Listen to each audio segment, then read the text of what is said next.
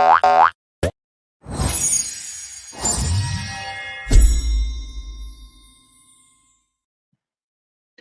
everyone. Thank you for tuning in to Virtual J this afternoon. My name is Andrew Wolfish, and I'm the Director of Membership for the Prosseman JCC and the Schwartz Reisman Center here in Toronto.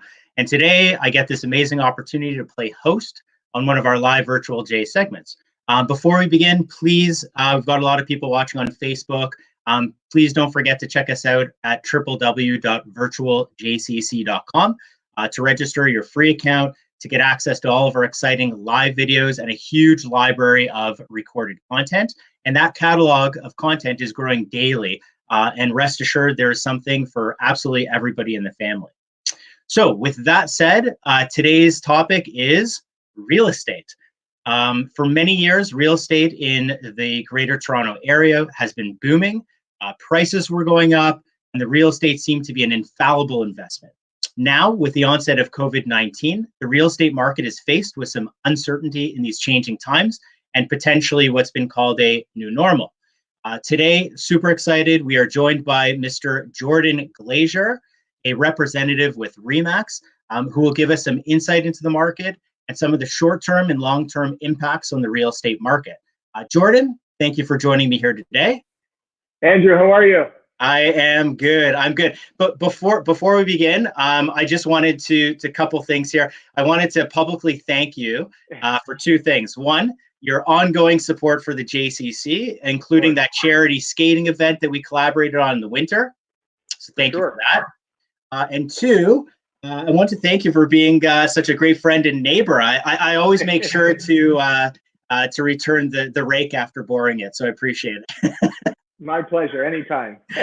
Sounds good. And for everybody watching, Jordan and I have had this sort of a running joke that whenever I go on vacation, he is 100% free to sell my home at his leisure, no restrictions. I just asked for only $10 million, so I'm still waiting. We're working on it. Good.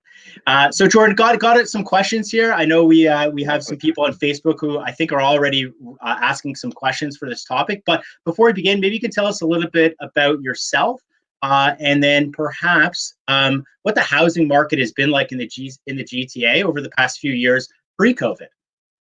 Sure. Yeah. Again, thanks so much for having me on. I appreciate it. So as you mentioned, I'm an agent with RE/MAX Realtron here in Toronto. And have a team that I work with, the JP Homes team with RE/MAX.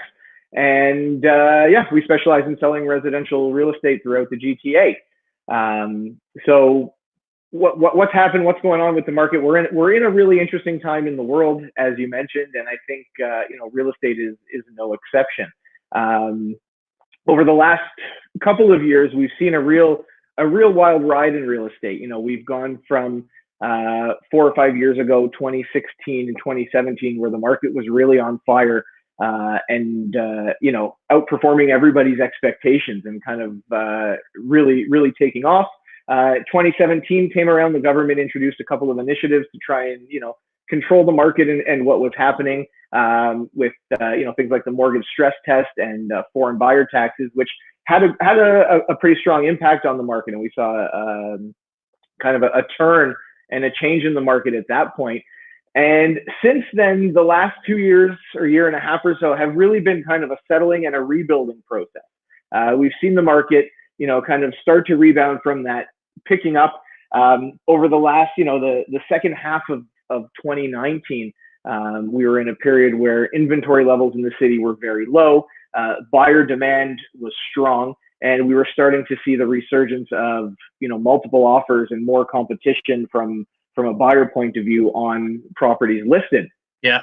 As 2020 started, we saw things just continue on that path and really start to take off. 2020, January, February, and into the first couple weeks of March, were on fire. We were seeing multiple offers were back in effect. Competition was happening. We were hearing stories of properties being sold with 10, 15, 20 different offers on it. So things were kind of reminiscent of that 2016, 17 era again, and things were really taking off. And then March 15th, I think it was, happened. pretty much, right? So March 15th happens. I think the world really gets hit with this news and changes. So since COVID-19, since that pandemic hit, what has happened with home sales in the GTA? So it's interesting. Once kind of the lockdown started and self-isolation became the norm and we were all stuck at home, the biggest change that we saw in real estate was the amount of transactions really started to reduce, and the amount of new listings that were coming to the market started to reduce. So within a matter of, I'd say, a week to 7 to 10 days, we saw a drastic reduction in new listings coming to the market, and a drastic reduction in the amount of transactions and sales that were actually happening. So we saw, huge downturn in that sense. Yeah, for sure. No, so I happen to be on your mailing list, so I see your weekly and your monthly updates, and try to keep my finger on the pulse a little bit. Not selling anytime soon, except for the 10 million. But let's talk some numbers. I think for myself and a lot of our viewers, we're numbers people. So what have you seen in the last say the last couple of weeks, and have you seen any trends, maybe positive or negative? Yeah, and I think you kind of nailed it. Is we've been really watching things on a weekly basis. Usually we do a market update, and Trev brings out a market update on what's happening in the market and sales and everything. But I think in the last 6 or 8 weeks since COVID-19 started, we've really been watching things on a much closer level, and we've been looking at things weekly and daily to kind of see where the shifts are happening and what's happening. And it's interesting. Like I said, after March 15th or so, we started to see a decline in new listings and transactions.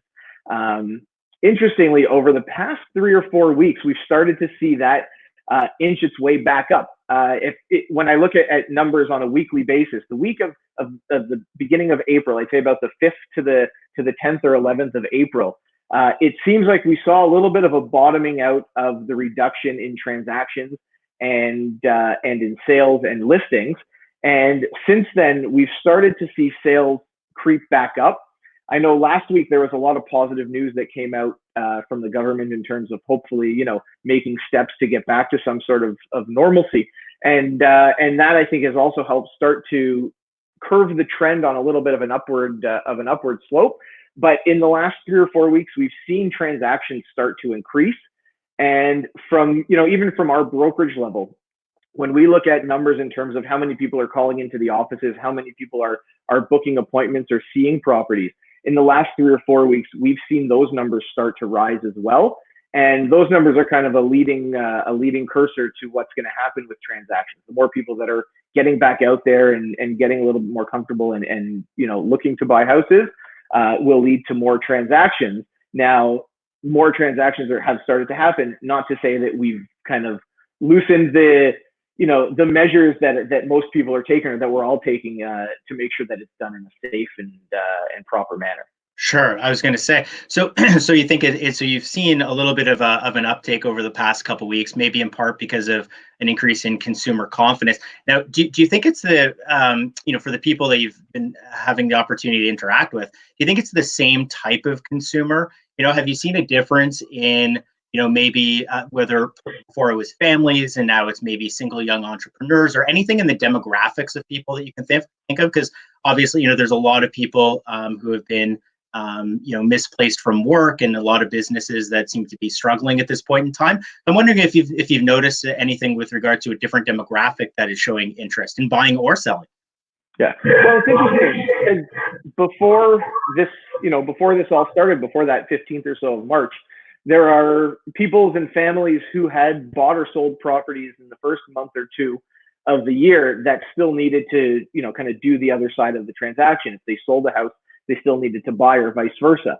So that was a large group of people that were out in the market at the onset, and still, in fact, out there is people that had sold or bought and need to continue to get the other half of that done, which is one of the reasons why I believe real estate was considered an essential service right off the bat, because there are people that must buy or sell, as we're going through this. So in terms of who the people are and what they are, there are a lot of different demographic groups that I think are still out. Families that are looking to move up or down, there are opportunities for a lot of different people. There are investors that are looking to get in and get out, and families that are looking at it saying, well, hey, now might be an opportunity. We can make a jump, or downsize if we need to, depending on what they're where they are in the life cycle. Yeah, sure. So I'm gonna turn the tables a little bit and move away from maybe some of the nuts and bolts of things, and we'll come back to it.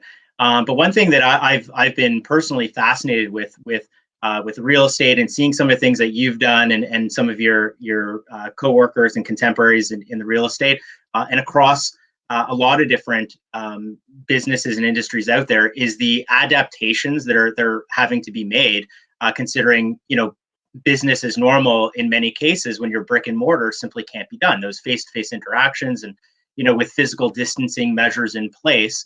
I'm wondering, how what adaptations are there, and have you made for being able to show homes? I as we mentioned earlier on, I'm a homeowner, first-time homeowner, and thinking back, it would have been challenging for me to be able to make such a large investment without getting that hands-on feeling. But I'm wondering how you're able to evoke that same sort of response in people and build value in what you're showing with all these new physical distancing measures in place. So our industry has changed drastically in the last 6 weeks, and I think there are a lot of changes that are going to stick around as we move forward. I think we've evolved, 5 or 10 years worth of evolution in the last 6 or 8 weeks. Virtual everything has become the normal. Like we're doing here, this virtual talk, where 2 or 3 or 4 months ago, if we were doing this, we'd probably be sitting in a room or a studio together having this conversation. So this has become the way and the norm that we're doing things. So, from a listing and a selling perspective, everything from initial listing consultations, which we're doing now by FaceTime or Zoom. In terms of a listing process, what we've seen a lot is we're trying to limit people going through houses that are unnecessary. So virtual tours, 3D walkthroughs, which are really great, which give buyers the ability to sit at their computer and hit touch points on a floor plan of a property, and puts them in that position. So you could basically stand at any touch point, and with your mouse or with your screen, scroll or pan through and basically make it seem like you're standing in a room like this, and you can see the ceiling and you can see the floor, and you get a 360-degree view as if you were standing in the property. Mm-hmm. So there's that, which is really helping. Virtual video walkthroughs are a thing that we're doing a lot of now. So, walking through the properties with video to give, again, just an in-home view of what the property is like. Virtual open houses, which are starting to become a norm. I think about a week or two into this, the government eliminated open houses. So they said that, as real estate agents and the industry, were not allowed to do open houses, which I think was a great move. I don't think it was necessary to have that at this point. So we've started doing virtual open houses, and I've had a couple of them in the past couple of weeks. And again, that's what it is. In a property, live, I've been doing them on Facebook, and some people do them on Zoom, and giving potential buyers the opportunity to ask questions or come on live while we're in a property and interact and talk about the properties while I'm in the property, to show it and do it real time, which is a really cool, innovative way that we can get across to people. But I think all in all, what that's doing is trying to pre-qualify people on a higher level before anyone actually gets out and physically sees a property. Right. Like you said, I don't know if people will take that and let it be a substitute for standing in a kitchen saying, yes, honey, we could live in this house and I could see myself cooking dinner for our kids in this kitchen. But at least it's offering an extra 1 or 2 levels of pre-qualification before people are putting themselves out into that position. From there, in cases where people are visiting properties, we have notices now when we book appointments that we have to, sign off that we haven't been out of the country and don't have any of the symptoms, or clients don't, and that we have to wear gloves and masks, and we won't touch anything or use bathrooms. Everybody is trying to be as respectful of the social distancing as possible. And the other thing that I've recommended to a lot of people, and that I see many people doing, are selling houses vacant. So not having people living in the properties when they're there, or people moving out for a period of time, if it's possible. I know it can be difficult. Just to give, again, that extra level of security. You can have the house cleaned, sanitized, whatever it is, to make it as safe as possible, not only for the buyers and the agents going in, but also the homeowners and the people that own the properties. Sure. So so you've you've had to adapt, like many of us, rather quickly. So I guess on a personal level, like how have you been able to do that? Have you found it like good, streamlined? Would you be a fan of many of these new protocols moving forward? Does it save you time? Maybe you can speak on behalf of yourself and also some of your colleagues from some of the feedback that you get. Yeah, I think a lot of these measures are going to be here to stay. I think, as we get through this, there might be some things that, precautions that are eased a little bit, but I think a lot of the digital stuff that we're working with now is stuff that's here to stay. I think, the 3D walkthroughs and the virtual tours were around before, but have now become more of the norm. And I think that kind of stuff is going to stay with us. I think that's technology that we were en route to getting there anyways. And this, like I said, just kind of progressed us a little bit quicker and made it more of the normal that much quicker. Nothing, I don't think, as I said, will take place of people being in the properties, but it'll at least make it a little bit easier for people to get a better understanding of what they are before it. So yeah, I think a lot of the measures that we're seeing now are things that we're going to see become more of a norm, and the industry is evolving. Now we're able to do closings through lawyers without people actually going and sitting in a lawyer's office. We're able to sign offers and listings and things like that, and do counter offers all digitally with signature verified programs that we have, so that we're limiting the amount of face-to-face interaction. And again, I think stuff like that was around before COVID-19 started, but this has made it more of a norm and brought it to the forefront. And I think stuff like that is gonna stick around and be here to stay. Yeah, makes sense. We're getting a Facebook question here. It's exciting. All right. Let me just make sure. So some agents and brokers are using a COVID-19 clause in closing. COVID-19 clause. Can you clarify what this is? So there are different clauses and things that might be used. Basically, once we started getting into this, there was a lot of talk about do buyers and sellers need to be covered in case of this. There were worries as we got into COVID-19 on if land registry offices were going to stay open, if legal offices were going to be allowed to open, if banking systems and mortgage brokers and all that stuff were still going to be able to work and operate. So as we were in the initial stages of this, there was a lot of uncertainty in that. So there were some clauses that were being drawn up by lawyers and things like that to basically cover in the event that a closing date or a closing couldn't happen because of one of these major factors. If the land registry office is closed, you can't transfer the deed to a property. Property can't close, not at the fault of the buyer or the seller. So there were certain clauses to cover on those areas that were drawn up in those events. Now, we haven't seen the closure of the land registry office. Lawyers, like I said, are now able to do transactions and closings digitally. So they're doing digital signings and things like that. So we haven't really seen a disruption in terms of closings like that. And I've been speaking to different lawyers that I'm close with and agents, over the past 6 or 8 weeks, just to always keep on top of, if people are seeing things and how we can adjust. And from what I've heard and the people that I've been talking to, closings and everything have continued on kind of as scheduled, some minor blips here and there, but nothing major to really, hinder any of the closings. The other thing that some people had some concerns over is with moving companies or moving, someone's moving from a different country or province, if they're able to get in and out and do that stuff. So that was something that I saw some clauses drawn up to cover as well in the event that some of those things weren't able to be done. But so far, so good from what I've heard and what I've seen, in my own transactions and people that I've been talking to. Closings have still been happening pretty regularly and no major issues from what I've heard. Great. Yeah, keep those transactions going on for yourself, because I think Anyways, you're supposed to buy the next lunch for us. Let's talk mortgage deferrals for a second here. So, as we mentioned earlier, there's some people facing some hard times and some difficult times, and not having work at this point in time. And the government has done to date, their job in stepping up and providing all the CERP and different subsidies that are available. And one of the things that they worked on with the banks was mortgage deferrals.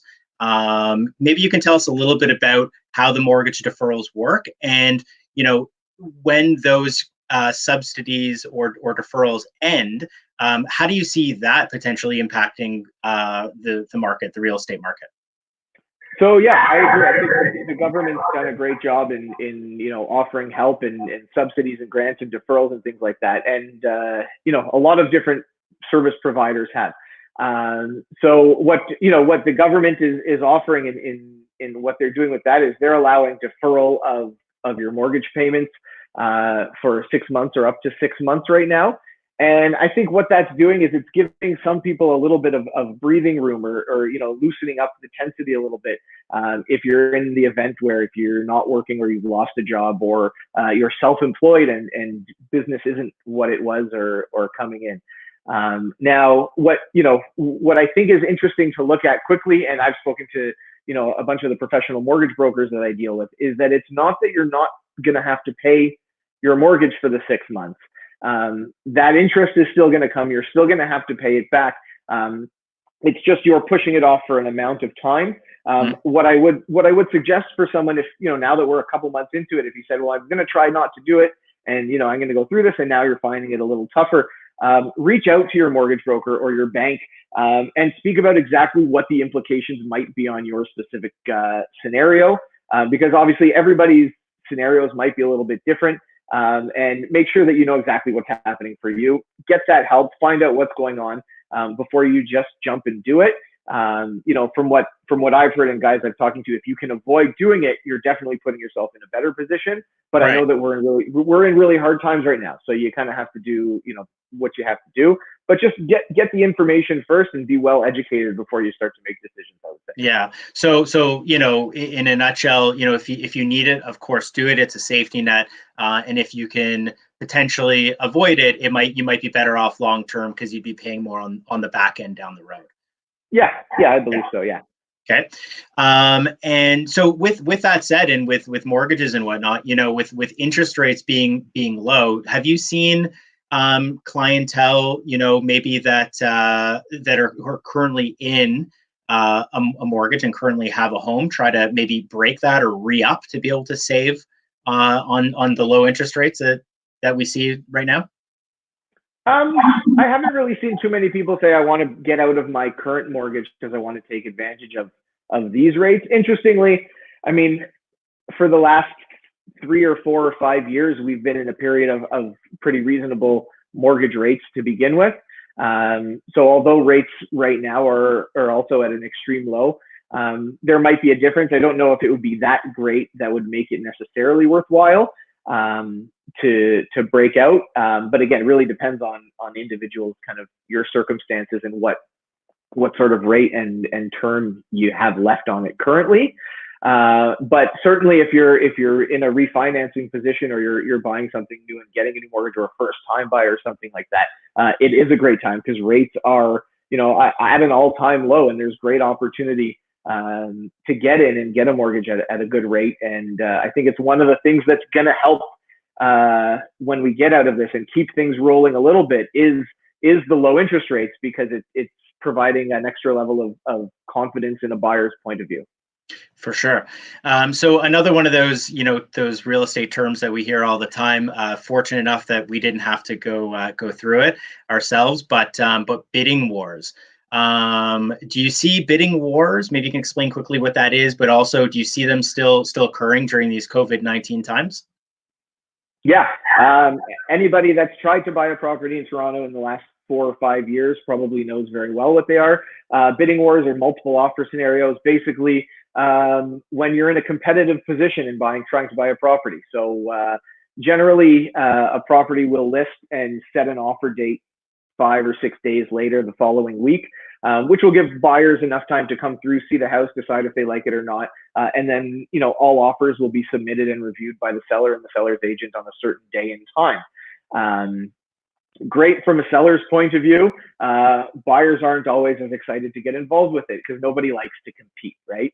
As I mentioned, when we first started talking in 2016 and 17, when the market was really, really hot, this was what we saw, pretty much as the norm. The average days on market at that point was about 10 or 11 days. And every property was pretty much selling in multiple offers. This year in 2020, January, February, and March, or the beginning of March, it started to come back and become more of a norm again because of the lack of inventory that we were seeing and the high demand from buyers. Again, the interest rates were a driving factor. So the demand that was out there from a buyer's point of view, and real estate is very supply and demand driven. We were starting to see multiple offers and bidding wars coming back. And there were cases where I was hearing scenarios of 5, 10, 15, 20 offers on a specific property on any given night. So from a buyer's point of view, if you're sitting with an offer and you're competing against 20 other offers, it can be a daunting task and can be, tough to go through, especially if you've gone through one or two and you really just want to buy a house.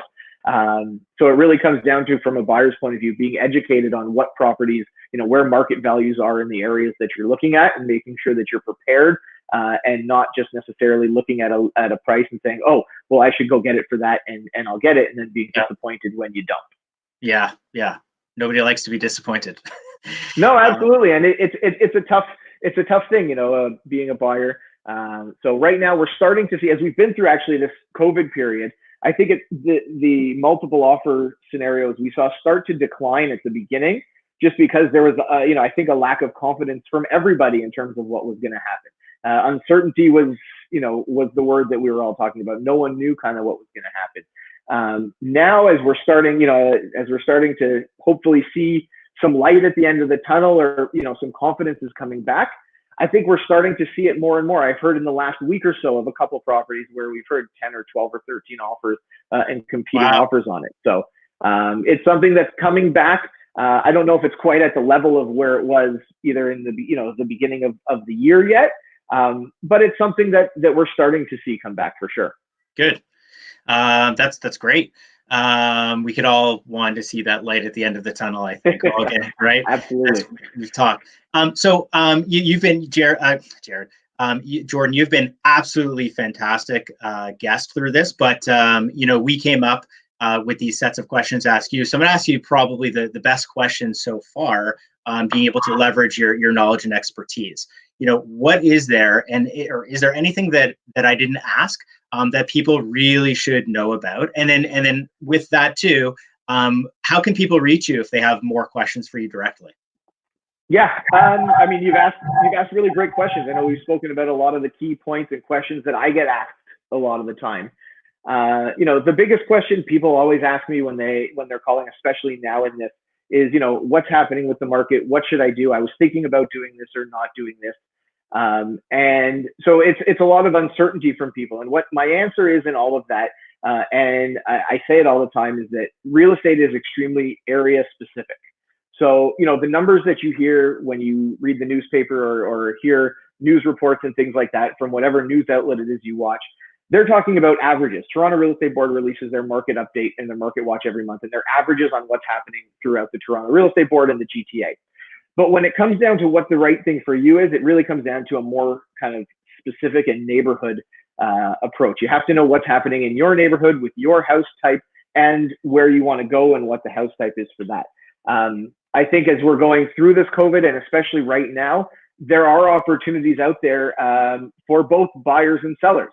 I think there are, from a seller's point of view, there is an extreme lack of inventory. The amount of properties that are on the market right now, as we speak today, I don't think has ever been this low. So there's an extreme opportunity. If you were saying at the beginning of the year, well, I'm waiting till the spring market, which is common, or I'm waiting till after March break. And now you've been saying, well, I'm going to wait till after COVID-19 and things start to pick up. You're probably not the only one thinking that. Right. So, it might be an opportunity to sit down and look at it and say, well, hey, if there is still buyer demand and there's no competition right now, maybe now is the time for me to give it a shot. obviously keeping in mind all of the safety protocols and everything that we're working with right now, and doing it responsibly. But it's a time to think about that opportunity, and you might be able to do really well. And from a buyer's point of view as well, you asked the $1 million question about multiple offers and bidding wars. Well, yes, there is still buyer demand, but is there an opportunity to get in and buy something while it might not be at its peak, or everyone might not be as ready as I am, and be able to buy something without competition? So I think there's an opportunity from both sides of the coin, depending on which side you're on.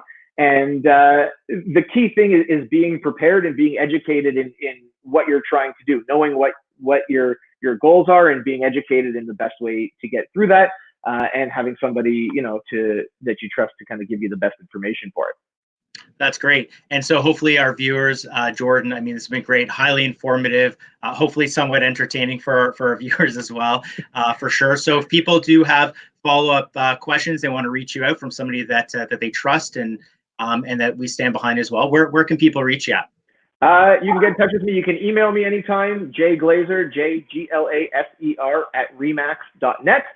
You can call me 416-560-4468, or my website. You can get www.wearejp, so WEAREJP.com, or on any social handles, Jordan Glaser on Facebook, Jordan Glaser on Instagram, or YouTube, JordanGlaserYouTube.com. So I'm everywhere. So you can find me everywhere. You're even at the bottom of our screen right now, as you can see. There you go. So Jordan, thank you so much. And for all of our viewers, want to thank you as well. This show, along with many of our other shows, will be archived at virtualjcc.com. I want to thank everybody, and just a quick little plug for tomorrow's 4 p.m. show. Don't miss out. Same bat time, same bat channel. We have Mark Saltzman. He'll be talking tech with us and making some easy tech recommendations to help entertain you, your kids, the family. As we know, that is something that is badly needed, especially these days, right? So thank you so much. Thank you, Jordan. Thank you, our viewers. We'll talk and see you all soon. Thank you so much. Thanks, Andrew. Thanks for watching, everybody. You're welcome.